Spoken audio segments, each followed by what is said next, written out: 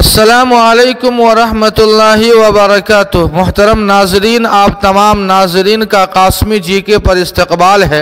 नाजरीन, इस वक्त यूपी से बहुत बड़ी खबर आ रही है और ये खबर उत्तर प्रदेश के ऊर्जावान यशस्वी लोकप्रिय मुख्यमंत्री आदित्य योगी नाथ से मुताल्लिक़ आ रही है। नाजरीन, इनका असल नाम तो योगी आदित्यनाथ है, लेकिन आदित्य योगी नाथ नाम और इस तरह के अलकाब भारत के प्राइम मिनिस्टर नरेंद्र मोदी ने खुद दिए थे। भारत के प्राइम मिनिस्टर नरेंद्र मोदी की जुबानी सुनिए। मंच पर विराजमान उत्तर प्रदेश के ऊर्जावान यशस्वी लोकप्रिय मुख्यमंत्री श्रीमान आदित्य योगीनाथ जी,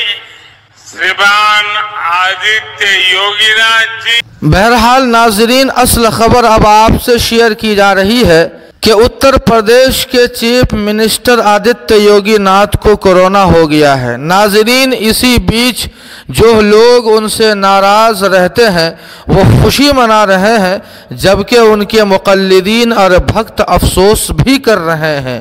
इस खबर के सिलसिले में आपकी क्या राय है, कमेंट बॉक्स में हमें ज़रूर बताएं। वस्सलामु अलैकुम वरहमतुल्लाह।